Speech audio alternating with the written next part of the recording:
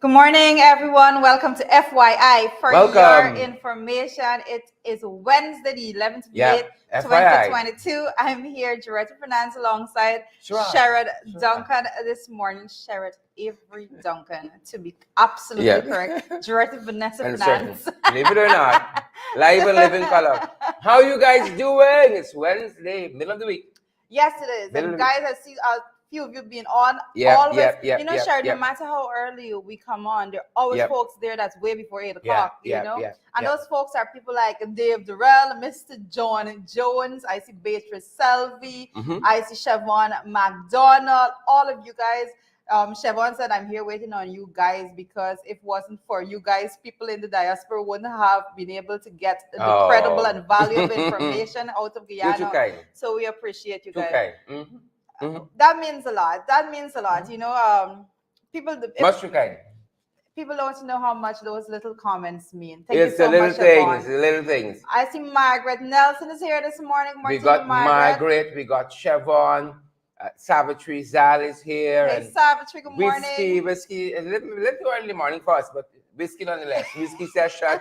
Whiskey session is on this morning. Melissa. Magnell Barrow also. Melissa McFarlane is here. Yes, Melissa. Good morning to you, Melissa. How are you this morning? Yep. Shakira Phillips. It's Yvonne Rodriguez, 6 to 4. I said, good morning, Sherrod. And that beautiful. Oh my gosh, thank you. How are you all doing now? Trust your night was good. Sharon Eastman Wharton from Georgia this morning. Sharon, you're far, girl. Yes, Isabella Butters. How is Georgia?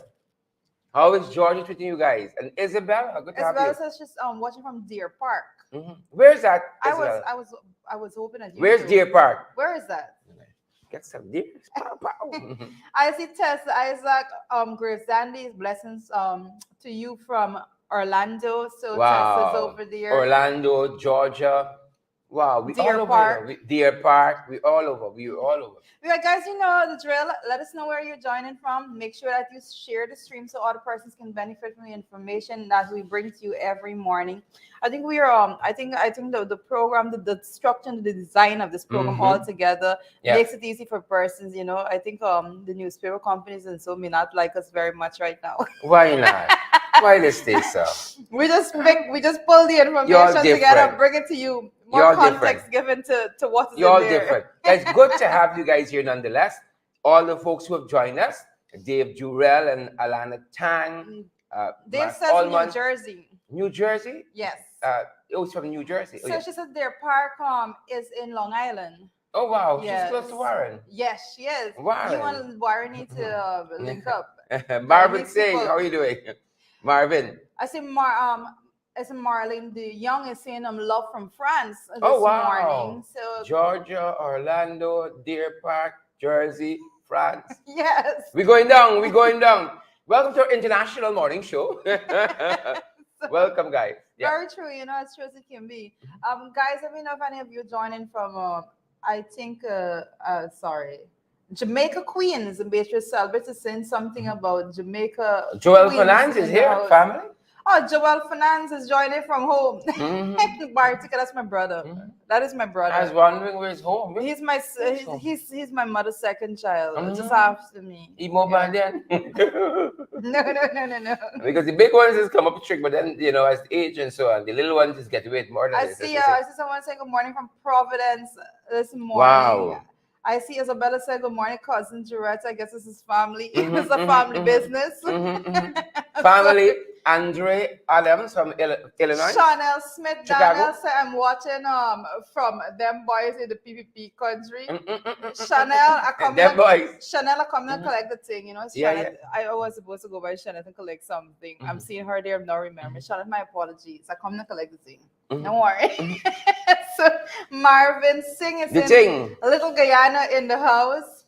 Yep. And all the other folks. Roxy McKenna and Roxy and Desiree, Maylin, is it Dijon? Yes, Dion. Yep. Yes. So let me try to balance up here. Brenda Moore shared has serious OCD. You don't know. Balance. Every time you see him shifting around, as if you think there is little too much space to one side. I want to be comfortable too. Spice Man, good morning, my people. Spice Man in the house. Literally balanced. Yes. Spiceman is here from Grenada. Are you good, Sharon? Yeah, I'm better now. I feel better, much better. You want me to shift in a little? No, you're good. You good. You good. I'm good. Spiceman from Grenada, great to have you. We have all of you guys, as a matter of fact. Great to have all of you guys here. We trust that all is well where you are. I see PNCR Patriot says, "Good morning, comrades." That's the profile name. Yeah. Yes. So, respect and manners. Yes. Good morning to you guys. Alia Waldron, Sheridan News is what? I'm not claiming your ass. What? Just scroll back up to that comment. Hold on. We're not just gonna scroll past it like we didn't see it. Hold on. After demeaning in uplifted comments. All right. So Alia, speaking about the post that I saw that Daily News Guyana put up online, that basically they took some screenshots of some comments that was coming in after you posted your caption about the First Lady. But it's interesting enough because really start for information, actual news. It's one thing that when we're coming to combine the news, but then when you are the news, you have to let's give a crash course on that. Because one thing, what I found interesting is the fact that no one actually noted what your actual comments was to the matter. And if anyone was actually on the program last evening, they would know what did the line of comments were when it comes to that. Because I think that you have a bias and you happen to like the First Lady. As a matter of fact, somebody called me last evening cussing me out. Why? Right? Me coming in the ring to hear you talking that you like the First Lady. I'm not coming for you. So keep you love affair with Aria private. But of course they don't carry that. No, but I think they got some carried away. I think because I think there was some expectation that you were like poised to bash as against the actuality of it, But I say that as a young First Lady, I've said that I've never seen her as this person that is heavily invested in politics. As a young First Lady, and one of the things that she said is that there's no book saying that this is how you. This is how you have to do precisely being a First Lady. You have to integrate who you are or your personality with the functions and the expectations. So many expectations persons have. But then at the end of the day, she is a First Lady, and there's a standard to that. Yes. And incidentally, the First Lady's office is a constitutional office because it's catered for via the Constitution, and there are funds. Taxpayers' funds that fund the office. There are funds that. So you're not immune to criticism. Yeah. All being an individual and all of that. And something tells me when you sign up to be First Lady, and when you become First Lady, you as a mature person got to say, my private life takes a backseat, irrespective of whether you like it or not. And every aspect of your life is scrutinized. I mean, here I am. I made a comment, and then you're and then it's taken like somebody carries it with a different slant. Yeah. It's part of being a public figure. But that's what I was just going to say. It's not about being a First Lady. It's public figures in general. Once you're in political space, I've heard the worst things about myself even, and a lot of times, persons take things out of context and all of that. But I personally believe that, everybody have their own special touch that they bring to whatever. And I keep saying that as it is right now, her role as a force, I said she has the period poverty things that she's done, and she has been trying. Here, and we have publicly acknowledged. We have publicly acknowledged the good that she has been doing. So I think some persons they were expecting that you went down that you are going to go down a different route with that. So I think they were shocked that when you said I think people are going to watch towards her more. Persons were a little shocked when as I told you, we got our hardcore fans, and one of them, real hardcore, called me last night. Right? As a matter of fact, I think I'm gonna play some of the voice notes, cussing me out. No, I ain't coming. Keep that privately, right? You and she, keep it private. I'm not coming to here. You gushing on the First Lady like that. But them boys won't carry that. That's not.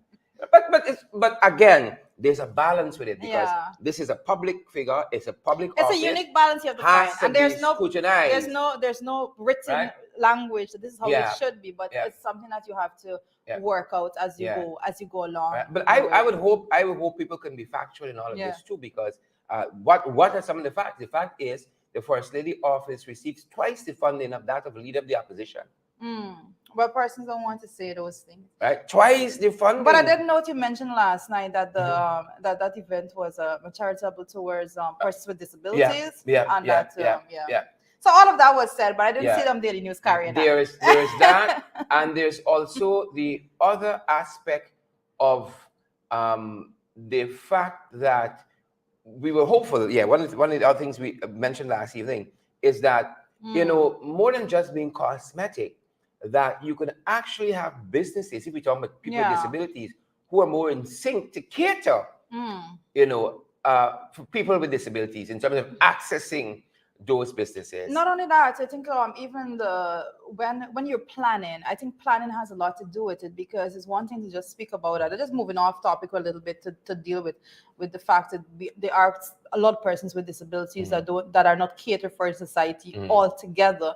And even when you're doing infrastructure work around the place, a lot of times you go, if you're in New York, for example, the sidewalks and those things, they have entire bodies set up just to make sure that those sidewalks are wheelchair accessible and stuff like that, and those things have to be maintained and all of those things. It's a good platform to bring to the front, because a whole lot needs to be done in the way in which you plan it, the structural change altogether. And look, all the other news mediums by the same measure, because I remember, for instance, right in this program, we featured the First Lady as one of the women, as our final woman when we did. She was actually on May International 8th, Women's Day, March 8th. Sorry, March. We had a whole walk from March 1st to 8th. Every day we featured, what do we call it? I remember. Person of interest. Yes. That's how we started that segment on person of interest. And on International Women's Day, the First Lady was our person of interest. Right? And you know what? You don't ever see. Let's have a conversation about that. You don't ever see. And that's the point. This person who contacted me last evening was telling me, you don't ever see Mrs. What's her name? Mrs. Norton as a person of interest on NCN or DPI. You can barely see coverage with Norton on DPI or NCN. You understand me? The way we are just being human beings. Right? People are in the news and we talk about that. If you don't like it, there are other things happening on social media that you can give your attention to. But you would never see the kind of coverage, positive coverage, we give to the First Lady here on these programs. You would never see it on the other side. On none. And that's what my friend is pointing out. But I mean, we don't always have to be like that. We don't have to be tit for tat. I didn't see Daily News come and say, featured on Daily News don't really give art. Daily News don't really give art. Well, based on what I've seen, don't really give art, because a lot of times there's like a photo and a caption, and that's a lot of it is just like that without context to it. So I don't know if there was any context, further context given. And too, Rita, so I don't know. There is something to be said about being out front. And if we were non-entities, nobody care what we say. I think so too. So kudos. People don't write articles about people who they don't know, who they're concerned about. So I mean, something about having a good morning show. Thanks to you guys. It's not about me, it's about you, because you all show up. Hundreds of you showing up right now.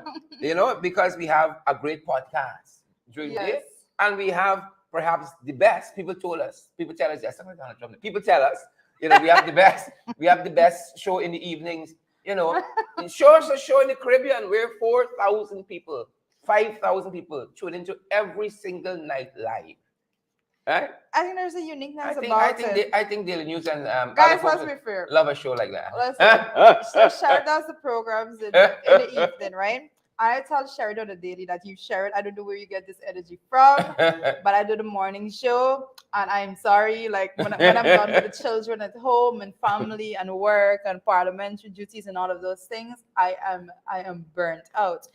And it's quite amazing that you can still you can still capture the audience, and then you realize that it's just a difference. First, people are looking for a difference. You have a mix of satire and news and every bit of that. So could I see you? I cannot do it. I'm still working on the mental frame framework to actually do the share the live, so I'm not there as yet, so I may bore you to death if I have to do that. I still want to see it. We still want to see people. But that was last evening. Yeah. Again, fantastic initiative.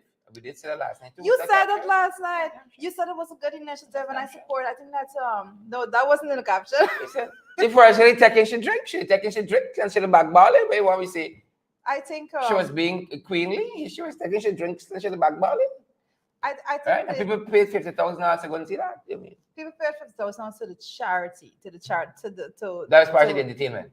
To the charity. I think the whole thing was locked into the conversation, and I think it goes back to the fact that where is it defined as what a first lady is and all of that. So I understand the challenges altogether, because even as a public figure, as a politician, there are some things that you just don't understand. We said it's not clearly defined how you. We said that don't look. Don't look for Sandra Granger in Area Alley. She's a different person, it's different individual, different good. Generation. You're not gonna see me and my personality in anybody else. You're not gonna see Sheridan his personality in anybody else. Knows. Some people may like it, some people may not like it, some people may come and like it, some people may be harsh. I'm the last to be harsh on anything whatsoever. So when you hear me harsh on things is when I really I lose. Ali says she know. I know. Ali says I know. Critic didn't pay 50,000. Arya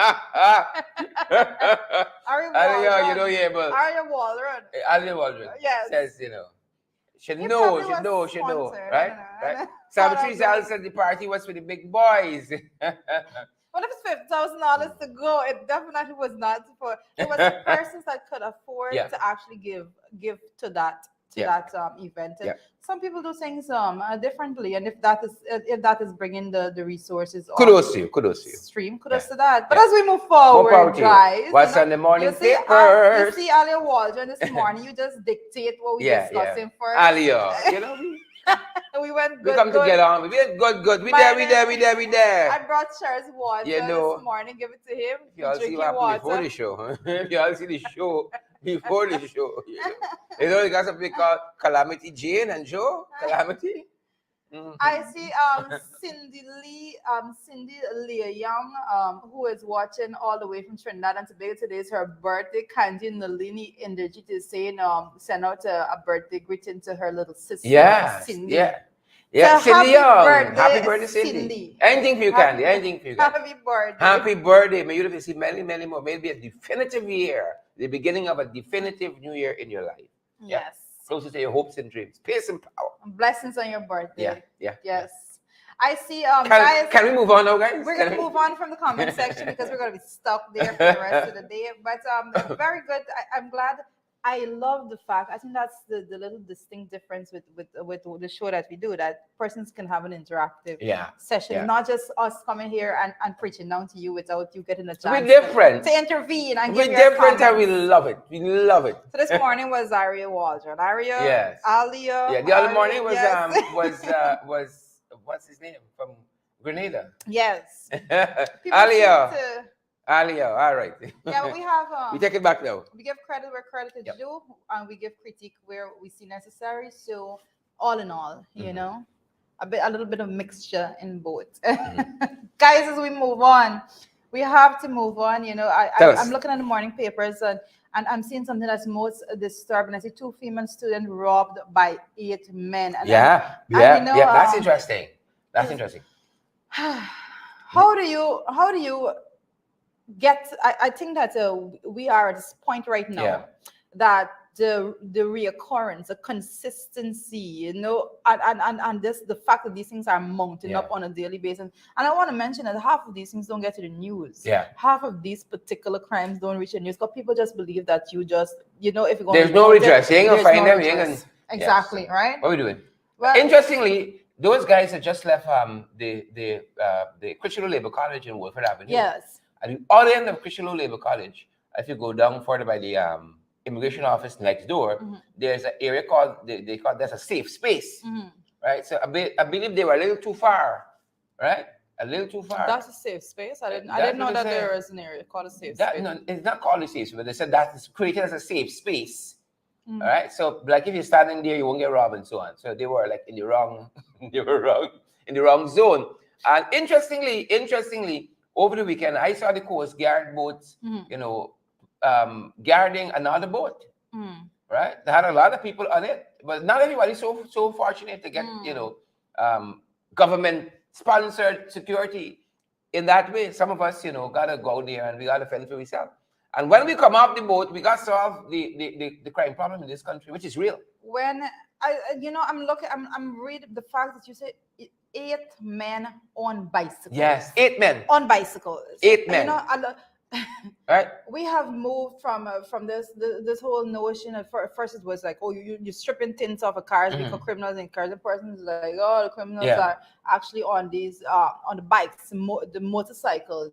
And there are a lot of persons that are committing crimes from motorcycles. But then when you hear 8 men on bicycles, 8 men. I don't want to pretend I didn't see 8. 8 men on bicycles. One is enough. What are you 8 men on bicycles going to rob? These students, 2 female students, that we are. It's a breakdown of societal morals and values standard altogether that you're looking at right now. I could imagine in their own thinking. In their heads, they're safe if I got company. Yes. Right? If I got company, a little more safe. But you can't be safe 2 female. 8 of them guys. Brackle them. Right? But we're going to solve that. That's why. Can we talk about that? Can we talk about that this morning? I think that that's why I always tell my child, I have my daughter, she's 16 years old, and I tell her all the time, I don't want her coming out of the school gate. And people say something like I'm a little too overprotective. I don't want nobody come and tell me no sad story. I don't have the patience and discipline for that.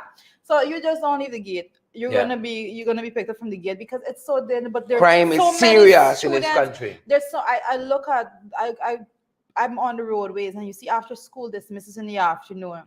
There is a system that the children are all over on the road and they're having to get a transportation to go home. I remember one particular instance. I saw this little child and I said, this child is way too small to be catching a bus on its own. But I don't know the circumstances at home. That probably the mother is out working 24/7 trying to make ends meet and there is no other alternative. And they probably the safest place in the mother's head is to send the child to school for that time period, but then there's nobody to actually be with that little small child on their own to get a bus. I mean, these are the real issues that we need to be addressing.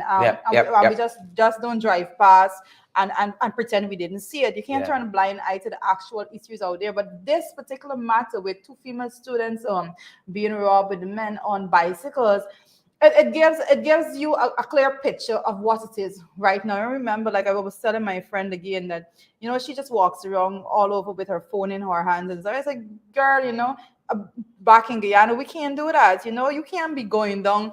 You can't walk at Stabrook Market with your phone in your hand. Street in the city. You bring, there's a gift. Them boys don't come and collect the thing. Yes, right?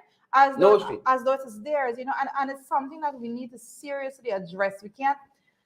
And I want to make this point, my last point on this particular matter. There is never a case in which someone goes out there and commits these crimes, especially these type of crimes, and somebody don't know who it is. People always know. So the system is just not structured in a way to address it adequately so that it will not happen again. The system has to be restructured in order to fix that, because somebody always know who this is. And the police force, and I dare say the police forces have a mechanism that they know these people. There are some people that you just know that comes to a specific area and commits crimes, So I think at some point in time, people are losing hope and faith in the system altogether because these things are not being addressed. But you can imagine the trauma that these students are going through now. And will continue to face for a long time when you are robbed like that. When I was much younger, I was robbed. I hardly know a person in this country who wasn't robbed. It's so pervasive, and we got to talk about that. That's something to talk about. My child was standing at the school gate waiting to be picked up. Another child was crossing the road and somebody literally came up to the child and wrestled him and robbed him of his cell phone right there in front of everybody. You understand now why people don't want to children leave the school compound? My goodness, the school environment is dangerous enough these days. Much more to venture. We gotta fix that. You know, we were promised a crime prevention plan. We're still waiting. 2 years on, we're still waiting. We're still waiting for that. Yeah, moving on. That is correct. Well, it's in the morning papers. I noticed also Saturdays. I noticed on the morning papers too. They have we have opened a drug. The drug treatment court launched for juveniles. Well, a drug treatment court, and we spoke about this prior. I can't remember which morning program, but we spoke about this prior, and the fact that this is an initiative that is open and basically something that was launched under the previous administration altogether. So the previous administration did things. So we are very happy that I thought them boys didn't do nothing. That we see it moving forward in a positive direction. There are things that I'm very happy that did not just get washed away on this y'all didn't do nothing kind of bandwagon. So that's very nice. I see also, as we're looking at it on the international phase front right now, I see most interestingly the persons out there that have babies. US faces baby formula crisis.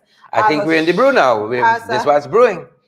As the shortage worsens, and we so many times we read about these things without even the basic understanding of the implications that it have economically. And I found it very strange that I saw the BBC reporting on this matter. So major US pharmacies have restricted sale of baby formula in response to a worsening shortage of the special milk. So the baby formula uses a special milk, and we're seeing there that the US pharmacies are now restricting the sale of it because there's a specific shortage of this. And guys, once there's a shortage of something, what goes on, the price is going to start to skyrocket. So that's or people just use the big people out there.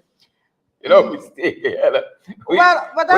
We use the big people milk. Well, that's most interesting because the whole idea with these specific baby forms is a lot of mothers are out there that are working on so that they can't breastfeed from birth to 6 months exclusively as it is being promoted in Guyana. Guyana has the controversy.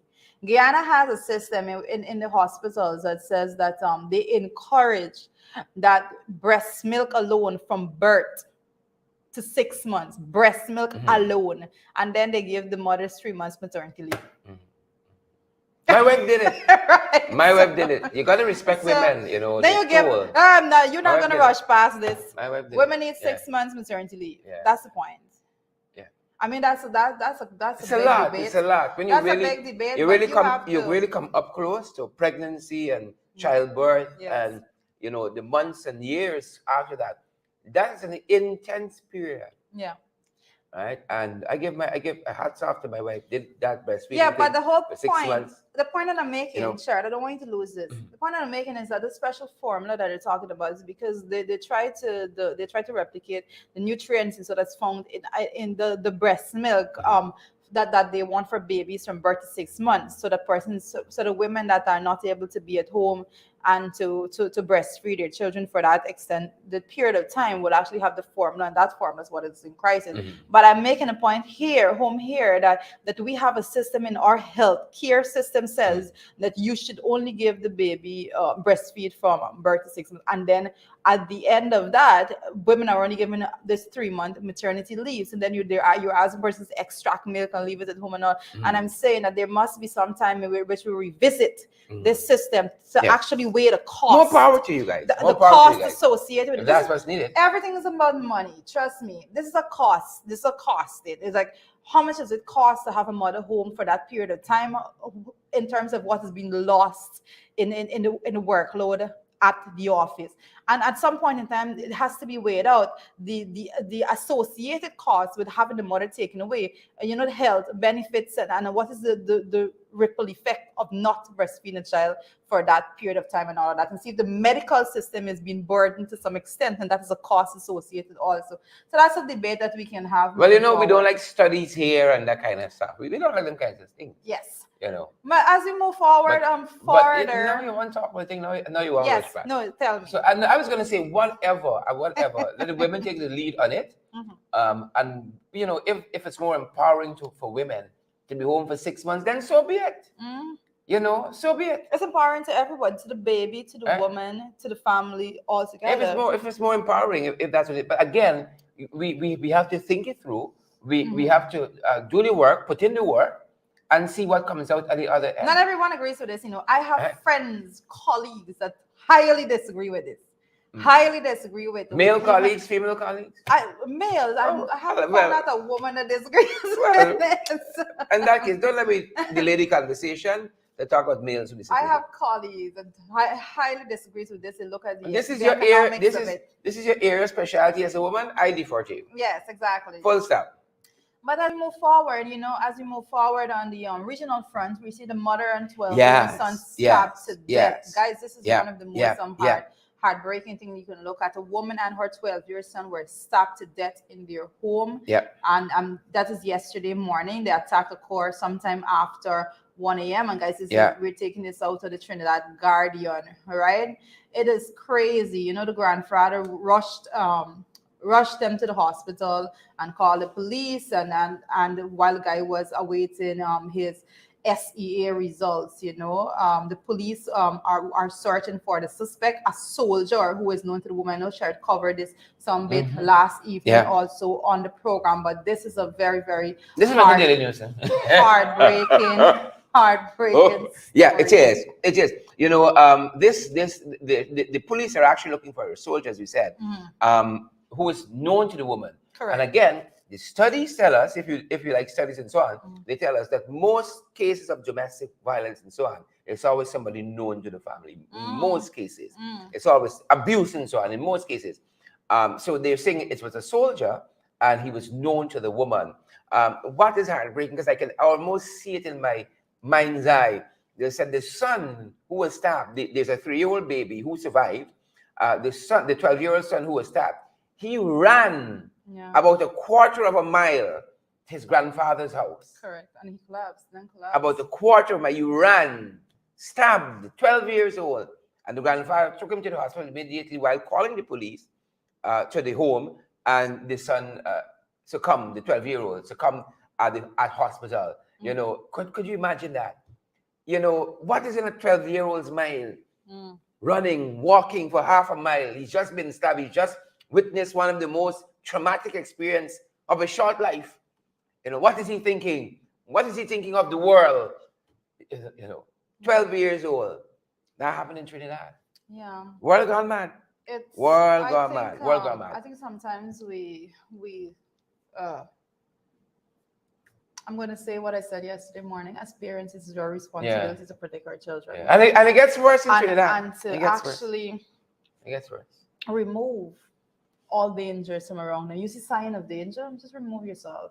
A lot of times you have this fear. Like a lot of times we're so reliant on someone that we fear their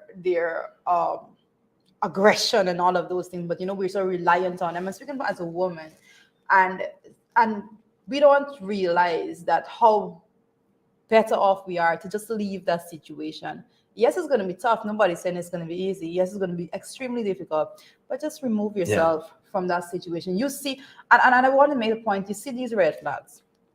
Nobody just don't get up a day and do something like this. You see the signs. You see it and you choose to ignore it. We see signs and we choose to ignore it. And we have to move to a point that we don't do that. You see a sign and you just make sure that you address it, right? There are things that, persons have differences and all of that. There are little things that you can tweak as you go along the way. But when it comes to blatant signs of aggression, violence altogether, remove yourself from that situation. I'm speaking from the depth of experience when it comes to that.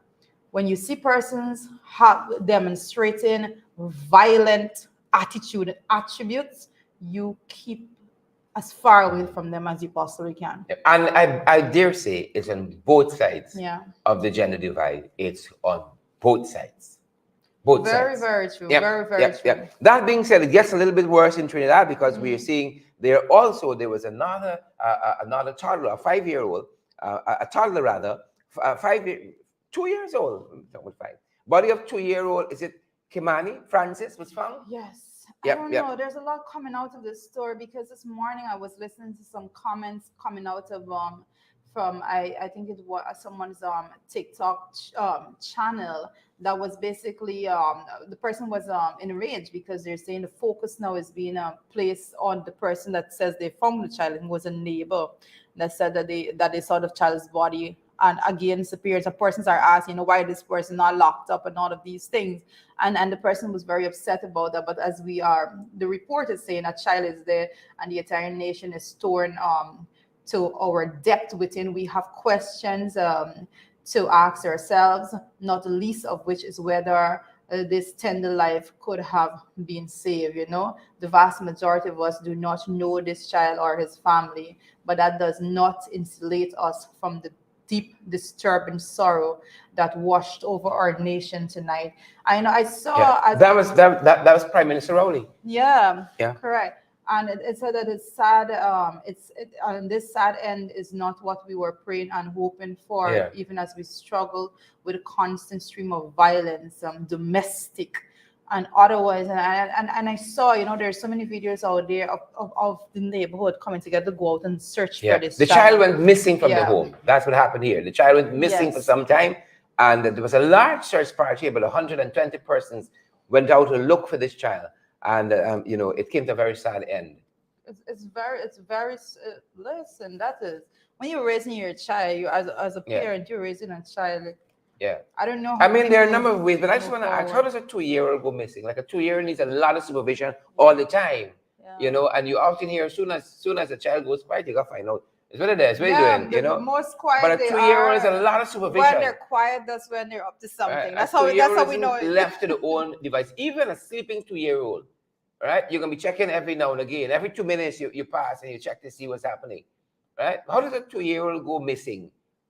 To the fact that wanders out a door or a gate, and I find that little thing. But we're following this. Yeah, but I want to say, I get where Shard is coming from with this, because me myself as a parent, you have those children under such tight supervision. Like it's hard to understand that. But then also I know I have moved around to the point that I know that we have parents that have to be that are so consumed with providing meals and working and all. They don't know the situation at hand. So I definitely will be looking towards the details of this, because as it is right now, not much details is given as to the cause of death of this child. So we will wait and see, and we will let you know hopefully by tomorrow if there is any more development into this case. But you have to be responsible in the way in which you supervise your children, especially at those tender ages. And it's one thing. I know lots of kids are not planned. Some parents do planning and the family planning, when we're going to have the child and so on. And even though lots aren't planned, but I will tell you this: if you haven't had a child as yet, and those of us who are parents know this, children need time. Right? Time to rear and care and supervise and to be there. You need time. But, we know it all too well in the socio-economic context at which we live, that there are so many other challenges to that time a parent has to spend there. But we're going to, as we got more information on this story of this 2-year-old who was missing and then found dead, we're going to have that for you. Correct. That kind of thing. As we move forward to what's going on locally, we see 2 busted with masks, gloves, bulletproof vests, and ganja at Meadowbrook. Like them boys had planned. At Meadowbank, sorry. Like them boys had a plan, Rita. When I read it, initially, what could I possibly think when you are busted with mask, gloves, bulletproof vests, and ganja? Like, what am I to think about that? Was it close to Halloween? What was it? Where's Halloween? It's November, September, I don't know. October? But you're looking at the photo, Sher. What does it say to you about the attire? And ganja too, how are you coming for that? Them boys, but attire looks a certain way. Them boys have plans. Them boys and we're going to leave it up to the viewers to come to your own conclusion. Them boys had 1-2 plans. We know that. That's crazy, but again, I have to point out that this time, that Irfan Ali was the one that actually said that he's going to be meeting with the ganja planters and so forth. So there's a lot of persons I see that adds to that list of possible conversations. Farmers, hardcore farmers. Hardcore farmers. But we say if you can't do the time. And I always say, and I don't even, sometimes I just say give up on the older ones. And with young people, you got to be very careful, strategic on the decisions that you make. And at the end of the day, you always come back to what is the value of my life and what is the value of my freedom? How do I value my life and my freedom? Is this a decision I want to make that is going to risk my life and my freedom? So these are the things that you have to think about when you go out there, you make decisions and involve yourself in certain activities. So you give up on the big people? So sometimes I want to. You give up on the big people? Sometimes I want to. You know what? Ben is went young. Let's go on. Let's move forward. You didn't give up on somebody. We don't give up on somebody. Let's move forward. Yep. All right. So, my goodness. So, as we're seeing it right there, GPL making excuses for failure on power generation, and more so, the government is saying that they inherited a bankrupt GPL, and that's so they're blaming on the AP and UAFC for mismanagement and for blackouts. I don't drink much at this point. So this is my thing with it, right? This is my thing with that altogether.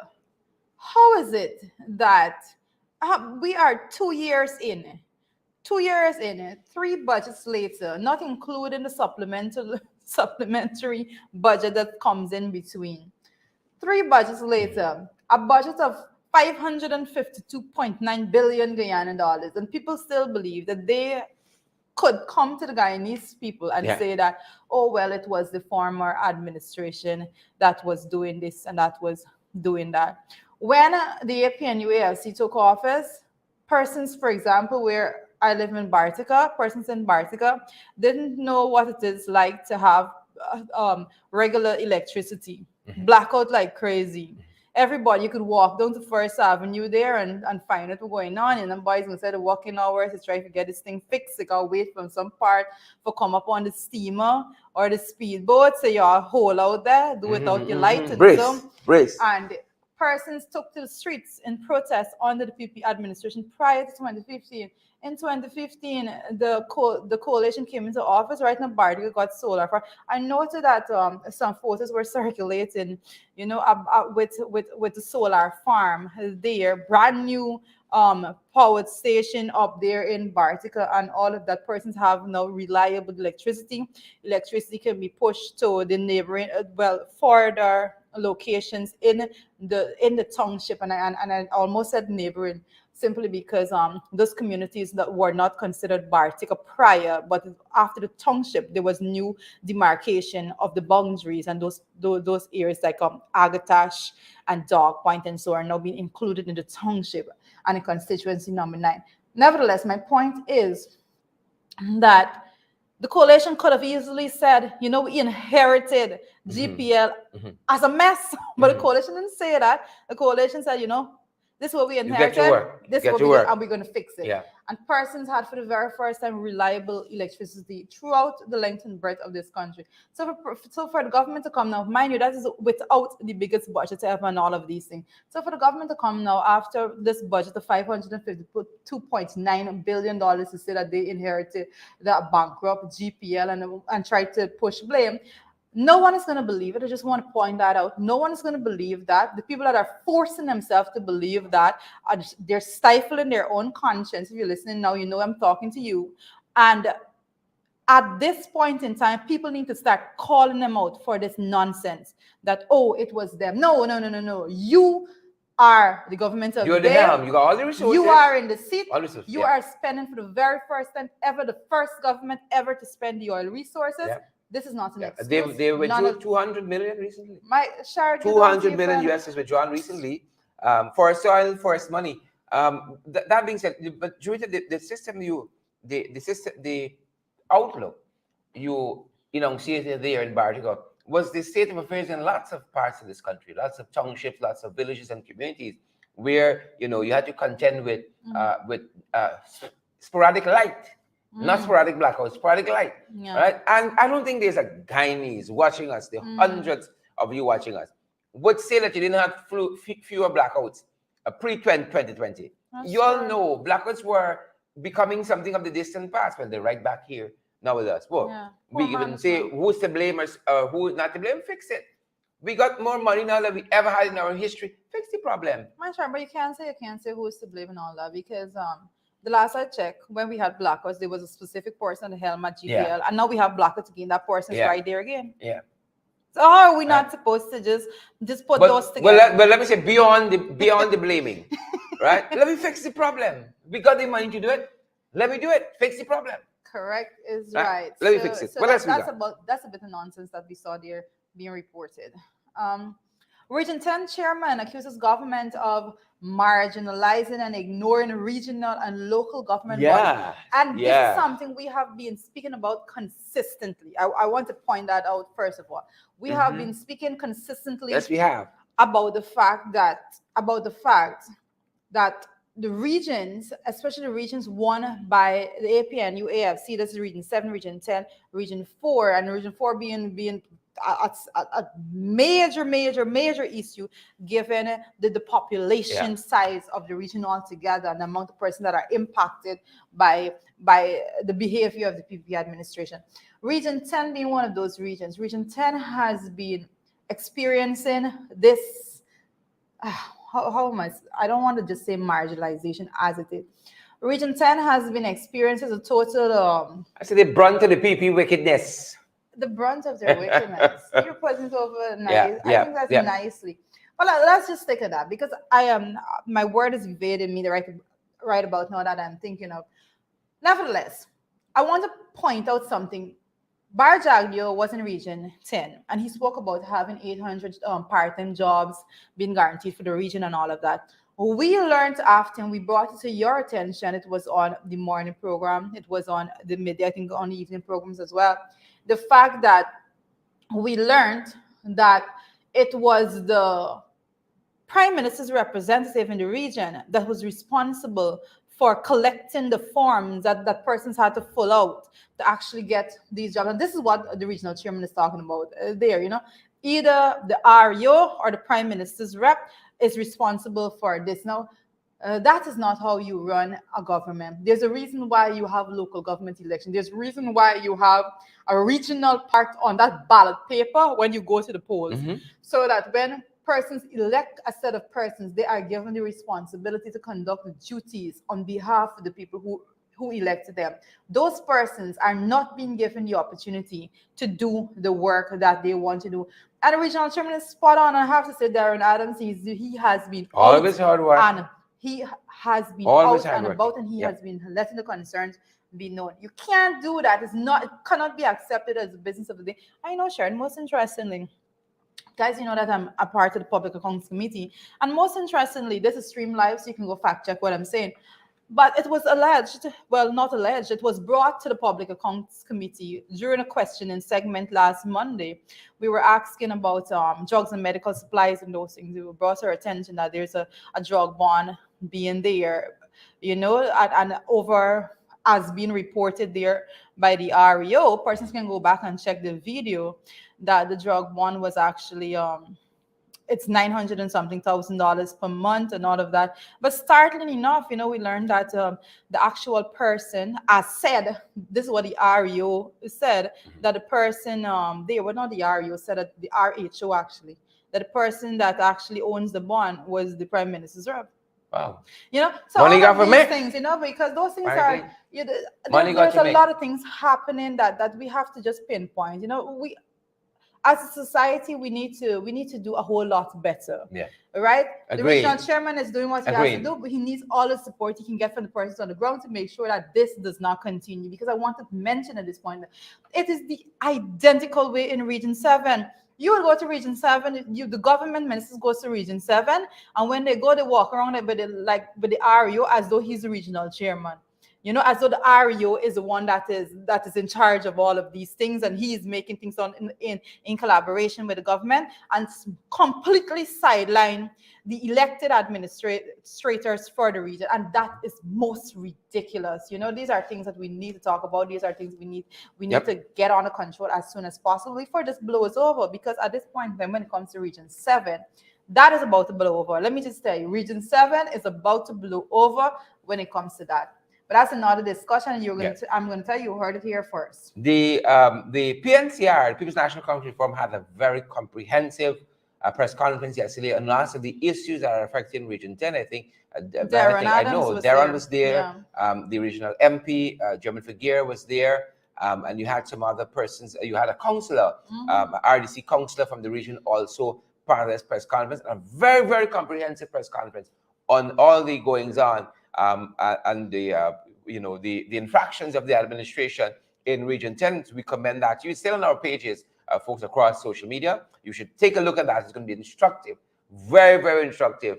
And I really want to commend Darren for being such a force on the ground and for really working on behalf of the people there in Region 10 as regional chairman. As you know, the other chairmen in this country, especially those PP chairmen, could take a page out of Darren's book. He knows what is happening on the ground in that region, Region 10. He knows, he understands it, and he's fighting tooth and nail for the betterment of the residents of Region 10, irrespective of political parties, fighting for all. Yep. Correct. And as we go on to the big issue for this morning. Yes, we're there. Well, the Traitors has a big conference that's happening right now at the National Assembly, and it brings into sharp focus the parliamentary affairs that the government's conduct in the National Assembly, and as well lots of other issues, lots of other allied issues. Really, tell us about this conference in brief that's happening there, and then we're going to talk about the PPP's parliamentary affairs as our big issue today. Well, the first thing I want to say is that that we welcome as parliamentarians. We welcome these initiatives, the CPA, the Commonwealth Parliamentary Association, and their efforts that they're making to actually to come to have this conference. This is a conference that should have been way before, since after the election and all of those things, when they're new parliamentarians and all of that. Nevertheless, it's now because, as you know, there was the whole issue with COVID and all of that. But now that the systems are more relaxed and everybody's trying to move forward, we have them here. So we want to say that we are always open to these discourse, conversations, activities all together, and that's a good starting point for me. But with that said, I think everybody, it would be ridiculous for anybody to believe, especially persons from the government side, that the opposition is just going to go sit merrily, clasp your hands and just be as though it's all good and gracious here in Guyana, because it is not, and it's been a tumultuous parliament. It has on the been, Mansion very tumultuous parliament. It has been, a lot of information being brought out in the conversation, because this is not something that is live streamed or anything like that, but a lot of conversations actually coming out. Like what have you guys been? I'm in suspension, by the way, still. So what have you guys been talking about? So Sherrod has not been there, but I wanted to just start off by the fact that our opposition MPs, two of whom had the opportunity to speak yesterday, Vincent Henry and Stephen Sears, both of them basically pinpointing issues that we're dealing with. But today would be most interesting, because today we're supposed to be looking at conflict resolution, and that is a matter. I know this is going to be a major part of this whole seminar. How so? It will be a major part because a lot has to be said. And I imagine a lot has to be said on both sides. PP conflict resolution methodologies, that we have the numbers. Correct. Mike is right. And that's one of the things, yesterday, one of the things that was brought to the front in the discussions, everyone is like, how would you deal with that when questions are being asked? Because, we have the honorable speaker of the House from the Trinidad and Tobago Parliament. Oh, great. Yes. Great. You're missing her, yeah. Great. I'll tell you to say hi. Missing a lot. Enjoy my suspension as we talk about the parliamentary affairs of the PPP. Yes. So one of the things that was brought to light, a lot of questions that was put to her from the opposition member, she was saying, she reverted how she do that. She reverted the standing order. But then it brings us the whole questions like the standing order, the sanctity of the standing order altogether, as she is holding it. The standing order have this, the standing order have that.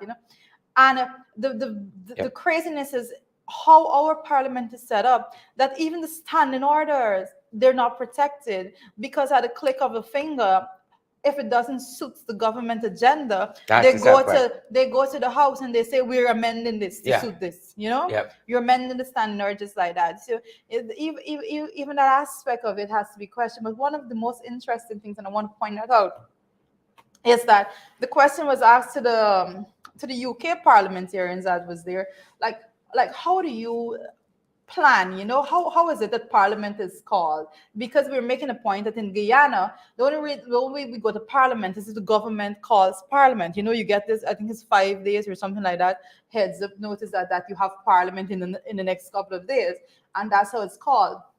And it was quite amazing to hear the response. And the woman said that they get a schedule of when the sittings are going to be for the entire year at the ending of the first year.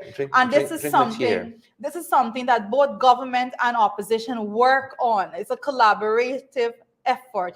She said, I think she made a point at one point in time that there were women in parliament, they were mothers and whatever on this school period and they were asking for a different scheduling to accommodate that, and everybody agreed that yes, they should accommodate that, because they want a representation of these women in the house. And so that was like mind blowing to think that there's a parliament that actually plans a year in advance. Under that, the important point here is that parliament is hardly ever called here. Yes, that hardly is the ever fact called. of it. Well, how much sittings we have for the year? 2? I am not sure. Right? Probably 3. 3? Right. I think you were there for the first, so and we had 2 other sittings since there, right? So parliament is highly called.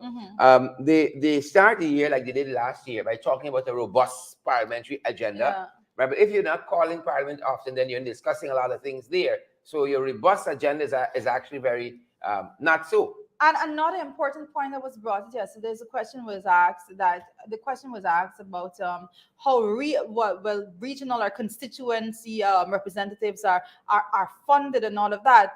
And the woman actually said that in addition to the stipend that parliamentarians get, they are afforded the opportunity to budget, to go out into their constituencies and work, regardless of whether they are opposition or government parliamentarians. I'm thinking I'm in the wrong parliament. Those parliaments exist. But I want people to understand why. We're giving funds to do projects for your communities and stuff. To go on the ground and do actual work. And I want to make this point, because a lot of times, we hear all the comments about boots on the ground and all of that. People want to see their representatives in their communities as the representatives should be in the communities, but nobody knows that the representatives have to fund themselves to go in the communities. And here we have a system. We have this seminar is bringing to the front the fact that governments in other countries fund representatives to go on the ground, regardless of whether they are government or opposition MPs. Another point go ahead. Let us know about the heaven and earth we got. And one of the other parliaments, I can't remember which one I'm talking, which one. Never mind. I'm not going to try to remember. But some of the MPs were discussing with us and they were saying like, when they travel, everybody, they said they're equal. And so they were given an example. They said, for example, when they are traveling, because they're parliamentarian, everybody have the diplomatic passport. So we were like, what do you mean everybody? Like government people? They're like, government, they said, members of parliament all have diplomatic passports to travel. So they were astonished to hear that the opposition members of parliament in Guyana isn't afforded that respect or that right altogether to go out there and travel. That when the opposition MPs travel, they travel like anybody. Well, listen to me. Right? You're not even getting an invitation to flag raising. How you getting the diplomatic passport? You understand? No, but this thing. What was interesting to note is the shock on these people's faces when they learned that they could not believe that. It's something that they found extremely strange that persons were like that. Yeah. So a lot's being brought in, and that's why these engagements are always good to have, and you have to move forward in terms of best practices. How do you go forward? A lot will be learned today as we go into the discussions, especially when it comes to conflict resolution. I know that is a big issue that is going to be boiling as we speak. Yeah, but you got to come back and give us an update on how that's going. But definitely we need a more responsive parliament. And it doesn't mean the way we operated 30 years ago is the way we have to function now. I am glad you're making that point, because that is where issue I always try to tell people, because people always there's a lot of times persons have this notion that this is a way in which this is the way in which it was done then, so this is the way in which we have to do it now. If that's suffer, then you got to suffer now. the very fact that we have elections every 5 years in the country gives an opportunity for basic things to be changed, basic practices and so on. But it always have to be, and this is a point I want to make, the changes should never be that you are going 10 steps backwards. The changes always should be strengthening democracy, strengthening participation, strengthening collaboration, and all of that, especially at the level of parliament. The changes should never be that you are going back, because some people could come and say, you know what, we change this standing up, but you just change something to go 10 steps backwards. You just change something to stifle scrutiny and oversight and all of that. So that can't be something that you're proud of. All right. So the changes that we're making have to be things that are progressive. You have to make progressive changes.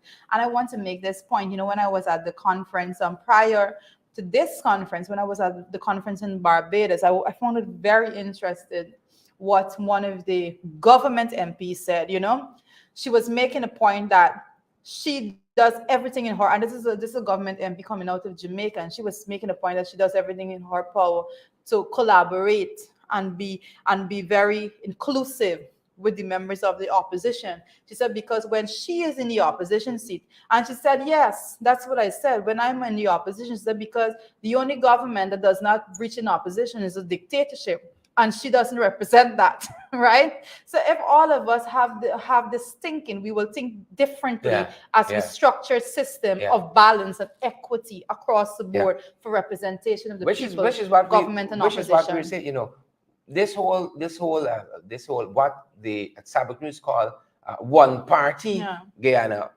One Guyana means different things to different people. You know, it means one Guyana means different things to different people. You could go and give and regularize some people there with no trouble on one side, but some other people, you go and break down the houses and carry on like that. Yeah, that's one Guyana. Break down the houses and all of that, then deny that it ever happened, then go and get a resolution with something that never happened. People could, you know, tell women in the National Assembly about dildo and so on, and we see some of the outrage. We see it because the First Lady get a picture on Facebook, you know, taking she drinks, right? We see the same kind of outrage, right? So one Guyana means different things to different people. You see, when the boat ride finish, we got a country to manage. A lot of people in this country suffering. Right? Suffering at various levels, economically, socially, resources not to the availability. Look at lots of schools, send us photographs, struggling, leaking roof, electric wires exposed, a whole host of issues, a ton of issues. When the boat ride finish, we got a whole country to manage. At the end of everything, we have people that are dependent on us. You know, when taxpayers' dollars are being expended for so many different things, you know, we have to remember that we have people that are depending on us every single day to make sure that they can feed their children, make sure that there's a roof over their head, make sure there's clothes on their back. And that's the actual fact of the matter. And I always say that in Guyana, the vast majority of our population is living in poverty. And I don't care how people take it. You know? But you know what, Jack, you want to talk about SOPs. Right? That can solve the poverty problem here. That can't afford to do what they right? Can't afford to send a children to school. Can't afford to go to school with a children because they got to be out there fighting.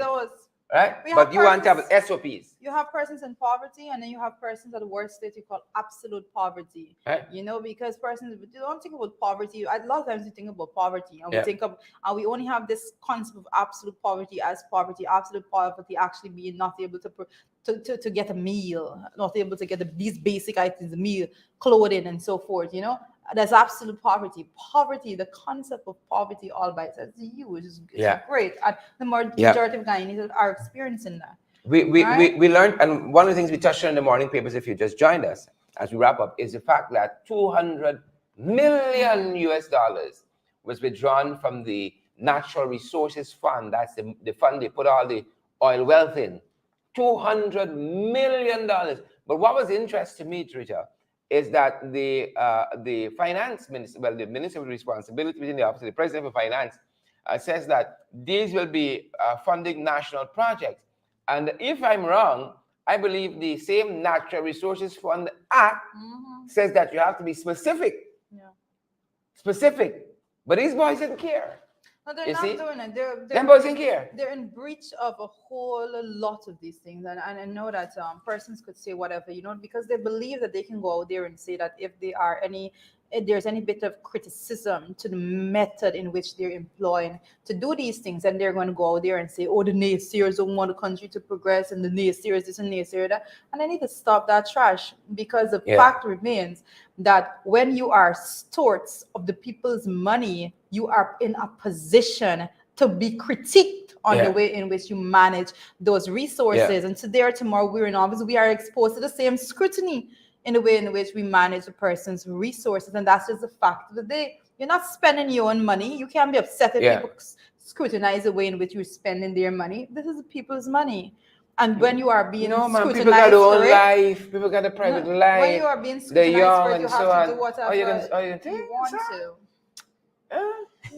Folks, thanks for joining us this morning. I think thanks for joining us. Jewel Ward, Pamela Dover, Sister Mercy, Marilyn Thomas, Maria Alicott, Glenford Gordon. Great to see you. Who else is joining us? Who else we got with us? We got Audrey Milo, Audrey Milo. Sure. We got I see Vesta Hardy Rajkumar is here with us this morning. I see, like you said, Glenford Gordon is here with us. I see Pamela Dover. I note your comment there. Can't read it out loud. Margaret Nelson.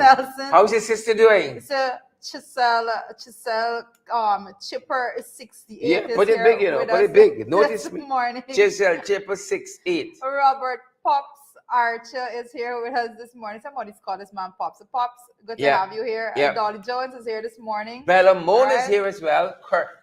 Anthony Phillips, Osmond Hodge, Deborah Clark, Don Morgan. Deborah, how are you? Debs. I miss you, Deborah. Deborah. Brian Sook, I can get one of those people. Close. But look how she take you over easy, just Deborah. Like that. Just easy. It's go to front. It's what people do, Yep.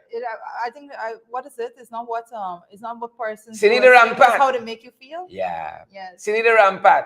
You're absolutely right. Colin and Siobhan. Jacinta, good to see you. Deborah again, and all the other guys. Suzette Washington. Who you got, Drina? I see Kwesi. Mofat is here with us. Onika Light. Respect matters. And Sasha Trim. Hey, Sasha. Sasha. Great to have you guys this morning. Did you see Paulette Hawk Kippens? Did you see that person? Paulette. So missionary Joy DeFreitas is here this morning. Yeah. Joy DeFreitas. Joy, how are you doing? Joy, we got any holiday in this week? I can do that. No, we don't. No. We had 3 days last week. It spoiled you. Only. It spoiled you. We had a long time. Guys, I hope you guys have a productive morning for the rest of the day. We see you back at 12 for Below the Belt, and then we on at 8. Those are our times for today. I think so. As per norm, we will invite you to join, and make sure that you invite persons to join the conversations that we're going to be having throughout the day for Below the Belt and all further in the ring. So make sure that you share the information, do your part, and all of that. Do the good deeds that you always do. And we could make you look nicer there. We depend on Smash folks and share. A whole lot. Especially they help to keep us going. Correct. Take it from there. We depend on you so much to keep us going. I think the number is 627-6963. Yeah. If you want to partner with us, we tell you how. We got so many platforms. Cash App, MoneyGram, Western Union, PayPal. Yep. I'm getting here. Absolutely right. 627-6963, guys. You want to know how? We need your partnership. This is how we keep going. We publicly fund it. Yes. So we can talk the things who expects. Correct. Who expects? When the boat ride done, we gotta move this country forward. When all is said and done, we need to move the country forward, and everybody that has a real interest in the development of the country would understand that constructive criticism is absolutely necessary, and we intend to give it every single day as we're doing. So have a good day, guys. Have a good one. Safe. Have a good one.